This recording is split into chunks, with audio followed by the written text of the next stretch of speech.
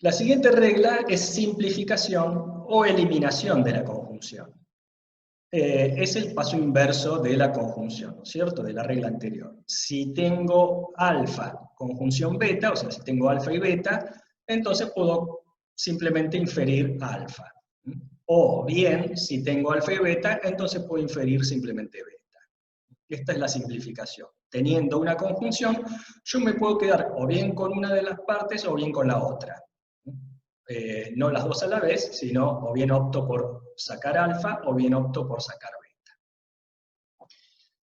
Veamos en este ejemplo cómo aplicamos simplificación. Aquí dice, si corro, sudo y me agito. Corro, por lo tanto me agito. Bien. Aquí tenemos la representación de las premisas. Si P, entonces T y R. Y segunda premisa P. Entonces, fíjense que acá primero lo que voy a hacer es un modus ponens a partir de las líneas 1 y 2. Tengo el condicional, tengo el antecedente de ese condicional, entonces saco el consecuente de ese condicional.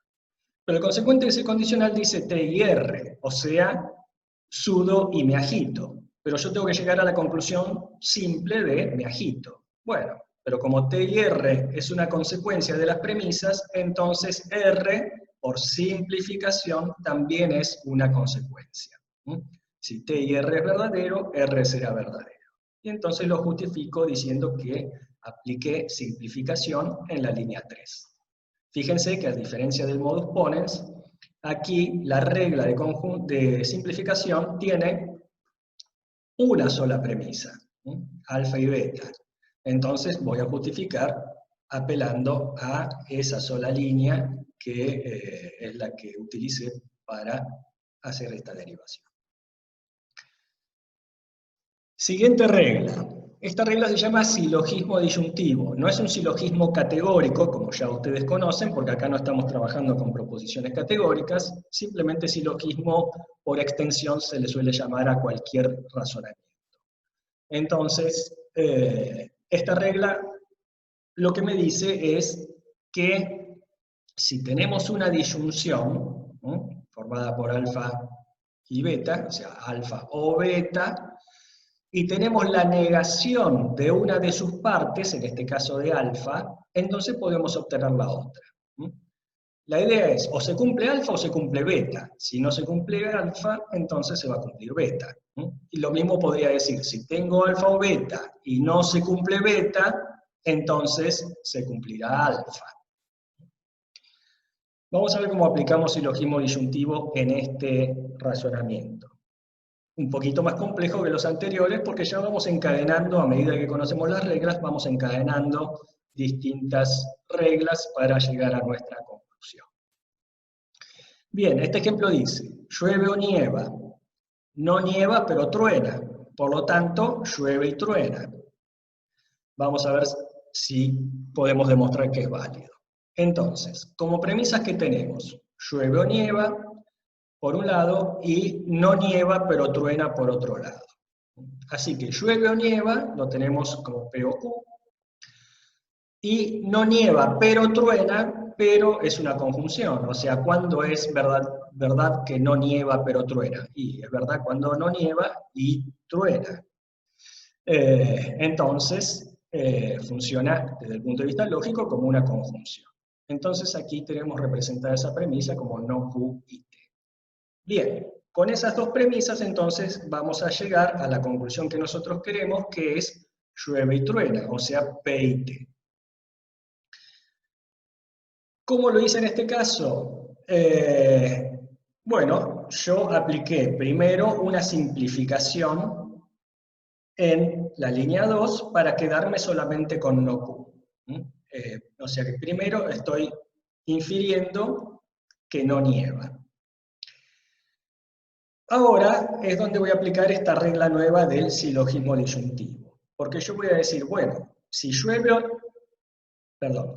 o nieva, pero no nieva, entonces llueve. Y esta es la consecuencia que estoy sacando aquí. Entonces, de 1 y 3, de esta disyunción y la negación de esta parte de la disyunción, yo obtengo la otra parte afirmada. Esto es por silogismo disyuntivo, entonces. Bien, ahí apliqué esa nueva regla. Y después sigo derivando otras cosas hasta llegar a la conclusión que yo busco. Ya tengo, por un lado, P, o sea, tengo que llueve, está probado. Pero yo tengo que llegar a probar que llueve y truena. Entonces, ahora, ¿dónde tengo truena? Y lo tengo acá.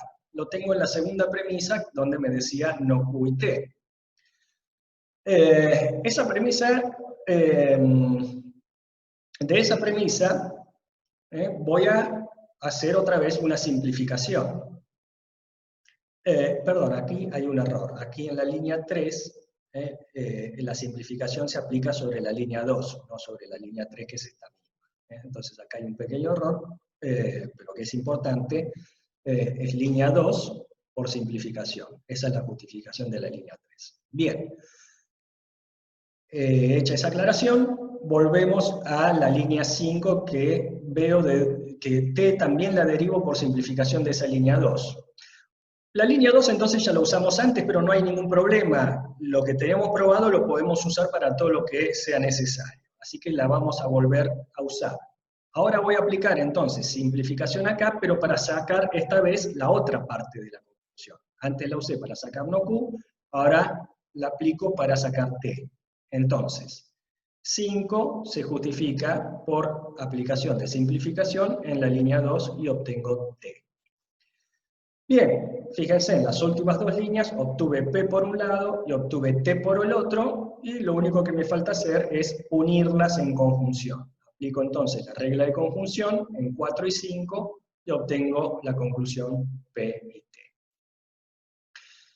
Se darán cuenta que el procedimiento no es mecánico, no es como hacer una tabla de verdad. La tabla de verdad, simplemente si uno sabe cuál es la tabla de cada uno de los conectivos, si no se equivoca en ninguna fila, entonces va a llegar inexorablemente a un resultado.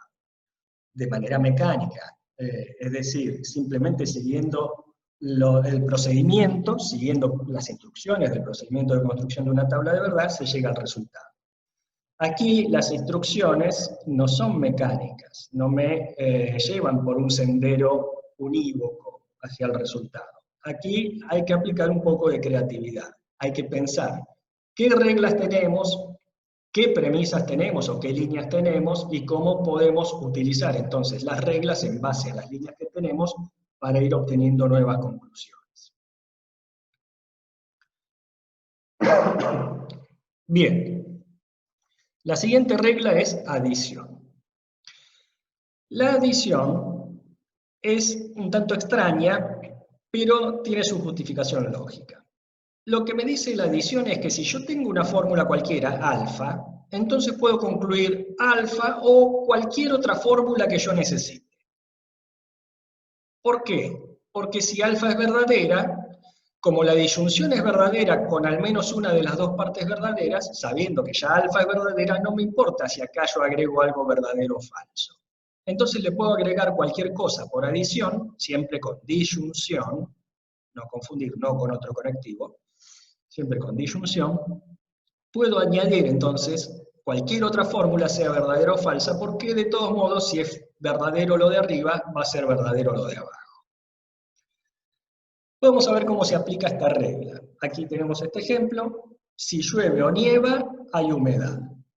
Llueve, por lo tanto, hay humedad. Bien, fíjense cómo aplicamos entonces la regla de adición. Aquí yo tengo entonces como primera premisa P o T, entonces R. O sea, si llueve o nieva, entonces hay humedad. Y como segunda premisa tengo que llueve. Bien, nosotros lo podemos ver intuitivamente que si es cierto que si llueve o nieva hay humedad y llueve, entonces tiene que haber humedad. Pero ¿qué pasa? Que no podemos hacer un salto nosotros haciendo una inferencia para la cual no tenemos regla. La regla que podemos aplicar acá es modus ponens, pero para eso necesitamos todo el antecedente de este condicional y solamente hasta aquí tenemos P. Entonces lo que tenemos que hacer es construir ese antecedente. ¿Podemos construirlo? Sí, justamente porque como es una disyunción y tenemos una parte de esa disyunción, La otra parte simplemente la adicionamos.